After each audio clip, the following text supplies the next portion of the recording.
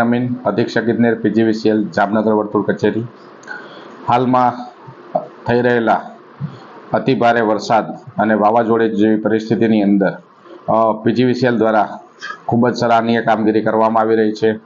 સદર પરિસ્થિતિને પહોંચી વળવા માટે PGVCLના માનનીય MD મેડમ શ્રી પ્રીતિબેન શર્મા દ્વારા ક્લોઝ મોનિટરિંગ કરવામાં આવી રહ્યું છે અને તેમના પ્રતિનિધિ તરીકે અધિક્ષક ઇજનેર નિગમિત કચેરી રાજકોટથી શ્રી UG વસાવા સરને સ્પેશિયલી અહીંયા મોનિટરિંગ ઓફિસર તરીકે મોકલવામાં આવી રહ્યા છે અને તેઓ દ્વારા ગઈકાલે ડ્યુટી પણ જોઈન કરી દીધેલી છે.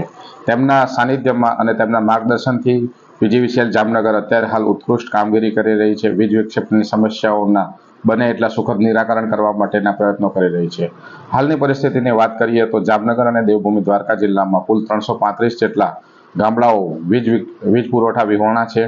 તેમજ જામનગરના શહેરી વિસ્તારની અંદર વાત કરીએ તો ઘણા વિસ્તારોની અંદર પાણી ભરાઈ જવાના કારણે સલામતીના ભાગરૂપે ઘણા વીજ ફીડરોના પુરવઠો હાલમાં સલામતીના કારણે બંધ કરવામાં આવેલો છે, જે વરસાદની પરિસ્થિતિમાં થોડુંક અશક્ય લાગી રહ્યું છે.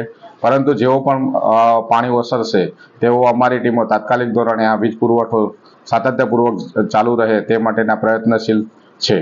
હાલની તકે જોવા જઈએ તો અત્યારે હાલ કુલ 160 જેટલા વીજ પોલ ધરાશાયી થયાના તેમજ 6 જેટલા વીજ ટ્રાન્સફોર્મર ક્ષતિગ્રસ્ત થયા હોવાના અહેવાલ અત્રે અમને મળી રહેલા છે.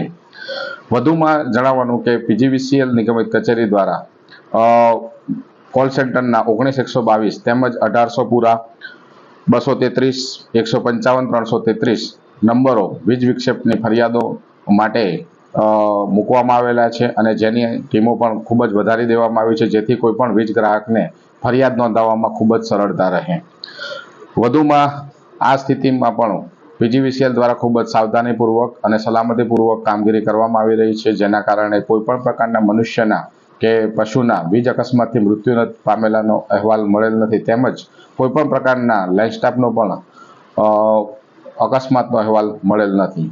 સદર બાબતે માનનીય કલેક્ટર શ્રી જામનગર અને માનનીય કલેક્ટર શ્રી દેવભૂમિ દ્વારકાના સંપર્કમાં રહી તેમનું યોગ્ય માર્ગદર્શન મેળવવામાં આવી રહ્યું છે. તેમજ માનનીય પ્રભારી મંત્રીશ્રી તેમજ માનનીય સાંસદશ્રી તેમજ માનનીય મંત્રીશ્રી તેમજ માનનીય ધારાસભ્યશ્રીઓનું પણ યોગ્ય માર્ગદર્શન મેળવી યોગ્ય કાર્યવાહી કરવામાં આવી રહી છે.